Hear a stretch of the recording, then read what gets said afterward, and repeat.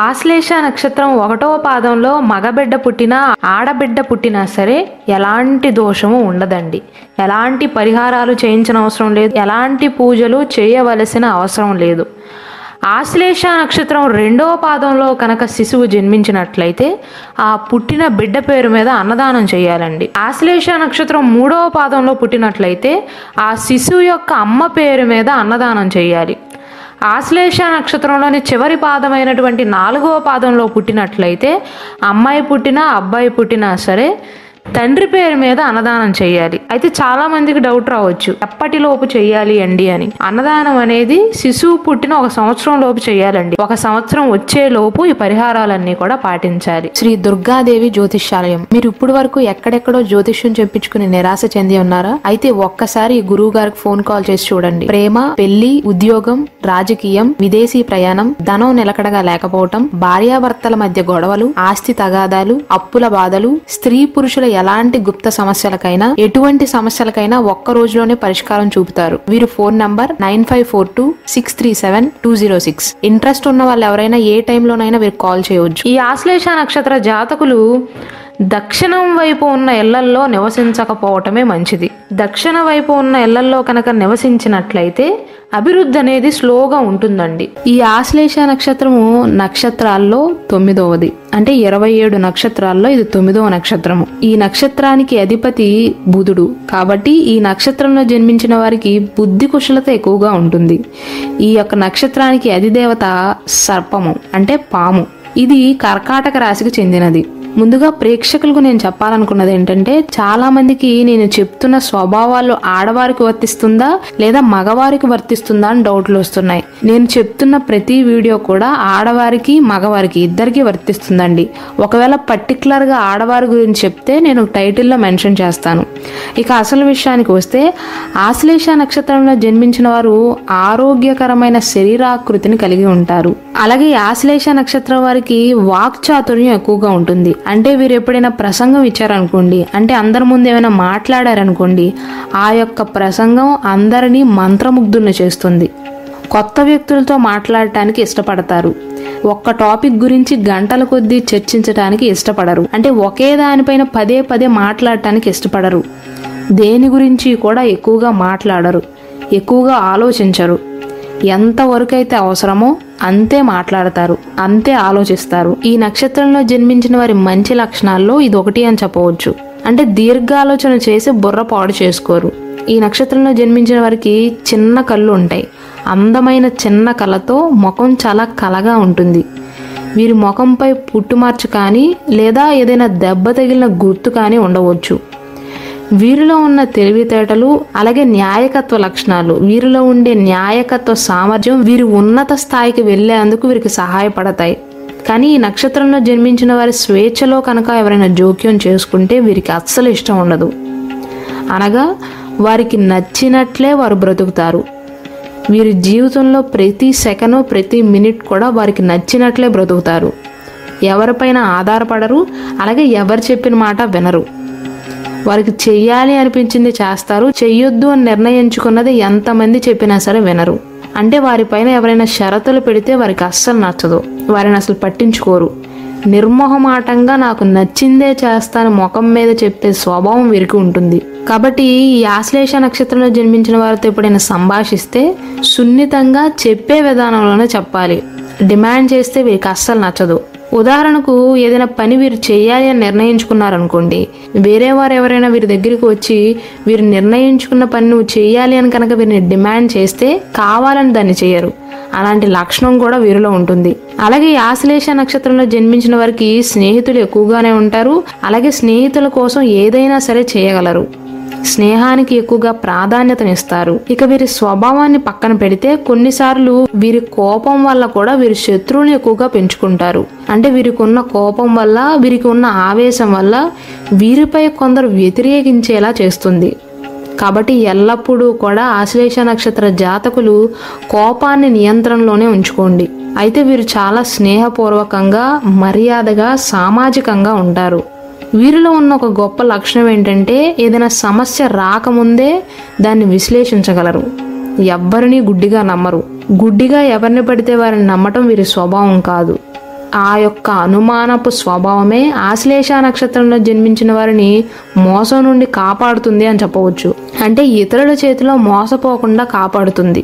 అంటే అవతలి వారు ఎంత జిత్తుల మారి నక్కలైతేనే తప్ప ఈ ఆశ్లేష నక్షత్రంలో జన్మించిన వారు ఎవ్వరి వలలోనూ పడరు. అలాగే ఈ నక్షత్ర జాతకులు రుచికరమైన గొప్ప ఆహారాన్ని ఆస్వాదిస్తారు. కానీ ఈ నక్షత్రంలో జన్మించిన వారు మాత్రం మత్తు పదార్థాలకు దూరంగా ఉండాలి. చెడు వ్యసనాలకి ఎంత దూరంగా ఉంటే అంత మంచిది. ఎందుకంటే వీరు చెడు అలవాట్లకు కనుక అలవాటు పడితే వాటిని మాన్పించడానికి చాలా సమయం పడుతుంది. అనగా ఈ నక్షత్రంలో జన్మించిన వారికి ఏదైనా సరే మంచి అలవాటు అవని చెడు అలవాటు అవని ఏదైనా అలవాటు అయితే కనుక దాన్ని మార్చుకునే ప్రయత్నం చేయరు. అలాగే ఈ ఆశ్లేష నక్షత్రంలో జన్మించిన వారి మనసు ఎప్పుడూ కూడా ఏదో ఒకటి ఆలోచిస్తూనే ఉంటుంది. అలాగే వీరు రహస్యమైన రీతిలో పని చేయటాన్ని ఆనందిస్తారు. అనగా పనులయ్యేంత వరకు ఎవరికీ చెప్పడానికి ఇష్టపడరు. అలాగే వీరిలో ఉన్న ఒక టాప్ క్వాలిటీ ఏంటంటే వీరి యొక్క మాటలతో అంటే వీరు సంభాషించేటప్పుడు ఇతరులను అంటే ప్రజలను హిప్నటైజ్ చేయటంలో వీరు నిష్ణాతులు అని చెప్పవచ్చు. అనగా వీరి మాటలతో ఇతరులను కంట్రోల్ చేయగలరు. వీరు చెప్పిందే చేసేలాగా మార్చుకోగలరు. ఈ యొక్క స్వభావం వీరిలో ఉండటం వల్ల ఈ నక్షత్ర జాతకులకు రాజకీయ రంగంలో విజయాన్ని అందిస్తుంది. వీరు కనుక రాజకీయ ప్రవేశం చేస్తే తిరిగే ఉండదు అని చెప్పవచ్చు. వీరి సొంత తెలివితేటలతో ఉన్నత స్థాయికి వెళ్లే నైపుణ్యంతో పాటు న్యాయకత్వ లక్షణాలను కలిగి ఉంటారు. ఇక హార్డ్ వర్క్ విషయానికి వస్తే ఈ నక్షత్ర జాతకులు స్మార్ట్ వర్క్ని ఎంచుకుంటారు. అంటే హార్డ్ వర్క్ మీద స్మార్ట్ వర్క్ ఎక్కువగా చేస్తారు. ఎదుటి వ్యక్తుల్ని అంచనా వేయటం అంటే వారు ఎలాంటి వారు, వారి మనస్తత్వం ఎలాంటిదని అంచనా వేయటం, వీరి అవసరాలకు అనుగుణంగా వారిని ఉపయోగించుకోవటం వీరి యొక్క నైపుణ్యం అని చెప్పవచ్చు. ఈ నక్షత్ర జాతకులు ఏదైనా నిర్ణయించుకున్న తర్వాత దానికే కట్టుబడి ఉంటారు. మళ్ళీ మళ్ళీ డెసిషన్స్ తీసుకోరు. ఒక డెసిషన్ అంటూ తీసుకున్నాక ఇక దానికే స్టిక్ అయి ఉంటారు. అలాగే ఆశ్లేష నక్షత్రంలో జన్మించిన వారు కనుక మాట్లాడటం ప్రారంభిస్తే వీరు చెప్పాలనుకున్నది పూర్తయిన తర్వాత మాత్రమే ఇతరులను మాట్లాడనిస్తారు. అంటే వీరి మనసులో ఏదైనా ఉందనుకోండి, అది బయటికి చెప్పాలనుకున్నారనుకోండి, పక్కవారు ఆపినా సరే వీరు ఆగరు. వీరి మనసులో ఉన్నది మొత్తం అలా బయటికి చెప్పేస్తారు. వారు మాట్లాడాలి అనుకున్నది పూర్తయిన తర్వాతే పక్కన వారిని మాట్లాడిస్తారు. అలాగే ఈ ఆశ్లేష నక్షత్రంలో జన్మించిన వారిలో మంచి రచయిత దాగుంటారు అని చెప్పవచ్చు. అలాగే యాక్టింగ్ రంగం కూడా వీరికి బాగానే సూట్ అవుతుంది. యాక్టింగ్లోకి వెళ్తే సక్సెస్ఫుల్ యాక్టర్ అవుతారు. వీరి జీవితంలో చాలాసార్లు వీరి సొంత కుటుంబ సభ్యులే వీరిని వ్యతిరేకిస్తారు. ఎవ్వరు మద్దతు ఇచ్చినా ఇవ్వకపోయినా వీరి సోదరులు మాత్రం ఎప్పుడూ వీరి పక్షాన్నే నిలబడతారు. దాదాపు ఈ నక్షత్రంలో జన్మించిన వారు వారి కుటుంబంలో పెద్దవారిగా జన్మిస్తారు. అంటే జ్యేష్ఠులుగా పుడతారు. అన్ని కుటుంబ బాధ్యతలను నిర్వహిస్తారు. అనగా ఈ నక్షత్ర జాతకులపైన బాధ్యతలు ఎక్కువగా ఉంటాయి. ఈ నక్షత్రం చివరి దశలో అనగా 4వ పాదంలో కనుక జన్మించినట్లయితే, అంటే ఈ వీడియో చూస్తున్న వారు ఆశ్లేష నక్షత్రంలోని 4వ పాదంలో కనుక జన్మించి ఉంటే వీరు చాలా అదృష్టవంతులు అవుతారు. జీవితంలో ఏదో ఒక భాగంలో సుఖాలు సంతోషాలు అనుభవించగలుగుతారు. ఈ ఆశ్లేష నక్షత్రంలో మొత్తం 4 పాదాలు ఉన్నాయి కదా. ఒక్కొక్క పాదంలో జన్మించిన వారు ఎలా ఉంటారో ఇప్పుడు చెప్తాను. 1వ పాదంలో జన్మించిన వ్యక్తులు మంచి పనివంతులండి. అంటే బాగా పనిచేస్తారు, బద్ధకం ఉండదు, చట్టబద్ధంగా ధైర్యంగా ఉంటారు, నిజాయితీగా డబ్బుని సంపాదిస్తారు, నిజాయితీ పరులుగా చెప్పవచ్చు 1వ పాదంలో జన్మించిన వారిని. ఈ పాదంలో జన్మించిన వారు మేధా సంబంధిత ఉద్యోగాలలో బాగా రాణించగలుగుతారండి. విద్యలో కూడా బాగా రాణించగలుగుతారు. విద్యా సంస్థల స్థాపన కానీ, స్కూల్స్ కానీ, కాలేజెస్ కానీ పెట్టుకోవటం కానీ, ప్రిన్సిపల్గా చేయటం కానీ, ఈవెంట్ ఆర్గనైజర్లుగా ఉండటం కానీ అలాంటి వాటిల్లో సమర్థత ఎక్కువగా ఉంటుందండి. అయితే వీరికి 15 సంవత్సరాలు వచ్చేంత వరకు కూడా కేతువు యొక్క ప్రభావం వల్ల చదువులో కొన్ని ఆటంకాలు వచ్చే అవకాశాలు ఉంటాయండి. ఆరోగ్యం బాగోలేకపోవటం, ఆ ప్రభావం అనేది చదువు పైన పడటం కానీ, చదువు పైన దృష్టి సారించలేకపోవటం కానీ ఇలాంటి చిన్న చిన్న అడ్డంకులు ఎదురవుతాయి. అయినప్పటికీ కూడా వీటన్నిటిని అధిగమించినట్లయితే తప్పకుండా విజయాన్ని సాధిస్తారు. 35 సంవత్సరాలు వచ్చేంత వరకు ఈ మధ్యలో ఉన్న 20 సంవత్సరాల కాలంలో శుక్రదశ జరుగుతుందండి. కాబట్టి ఈ సమయంలో ఆటంకాలు తగ్గి కొంచెం త్వరగా స్థిరపడే అవకాశాలు ఉంటాయి. 1వ పాదంలో జన్మించిన వారు మాత్రం 2, 3, 4 పాదాల వారి కంటే కూడా చిన్న వయసులోనే ఉద్యోగ వ్యాపారాలలో స్థిరపడే అవకాశాలు ఉంటాయి. వీరికి వ్యాపారము అనుకూలిస్తుందండి, ఉద్యోగము అనుకూలిస్తుంది, వ్యవసాయం కూడా అనుకూలిస్తుంది. 35 సంవత్సరాల తర్వాత జీవితం కాస్త సాఫీగా సాగిపోయే అవకాశాలు ఉంటాయండి. ఇక రెండవ పాదంలో జన్మించిన వారు ఎలా ఉంటారంటే చంచలమైనటువంటి స్వభావం కలవారుగా చెప్పవచ్చు. అంటే ఇప్పుడు ఒకలా ఉంటారు, 5 నిమిషాల తర్వాత ఇంకొకలాగా ఉంటారు. మూడ్ అనేది ఎప్పటికప్పుడు చేంజ్ అయిపోతూ ఉంటుంది. డబ్బు సంపాదించాలి అన్న ఆశ ఎక్కువగా ఉంటుందండి రెండో పాదంలో జన్మించిన వారికి. చెడు ఆలోచనలు అనేవి కొద్దిగా ఎక్కువగా ఉండే అవకాశాలు ఉంటాయి. ఈ రెండవ పాదంలో జన్మించిన వారు కనుక వ్యాపారం మొదలు పెట్టాలి అనుకుంటే ఇనుముకు సంబంధించిన వ్యాపారాలు బాగా కలిసి వస్తాయి. వీరికి 11 సంవత్సరాలు వచ్చేంత వరకు కూడా విద్యలో చిన్న చిన్న ఆటంకాలు వచ్చే అవకాశాలు కానీ, విద్య పైన దృష్టి సారించలేకపోవటం కానీ, ఆరోగ్యం బాగోలేక ఎడ్యుకేషన్లో గ్యాప్ రావటం కానీ జరుగుతుందండి. 11 సంవత్సరాల నుండి 18 సంవత్సరాల మధ్య కాలంలో కేతుదశ కారణంగా చిన్న చిన్న ఆటంకాలు ఎదురయ్యే అవకాశాలు ఉంటాయి. కానీ వాటన్నిటినీ కూడా చక్కగా అధిగమించగలుగుతారు. వీరికి 18 సంవత్సరాలు నిండిన తర్వాత నుండి శుక్రదశ అనేది మొదలవుతుందండి. కాబట్టి ఉన్నత విద్యాభ్యాసం చేయటం కానీ, విదేశాలకు వెళ్ళటం కానీ, విలాసాల వైపు వీరి మనసు మళ్ళటం కానీ, బాగా బ్రతకాలి అన్న కోరికలు రావటం కానీ, విద్య పూర్తి కాగానే ఎంతో గ్యాప్ లేకుండా సంపాదించటం కానీ, జీవితంలో స్థిరపడటం కానీ, వివాహం కూడా సకాలంలో జరిగే అవకాశాలు ఎక్కువగా ఉంటాయండి. 18 సంవత్సరాల తర్వాత బాగానే ఉంటుంది. 38 సంవత్సరాల నుండి 51 సంవత్సరాలు వచ్చేంత వరకు కూడా వీరికి లైఫ్ అనేది బాగానే ఉంటుంది. కాకపోతే బాధ్యతలు అనేవి ఎక్కువగా ఉంటాయండి.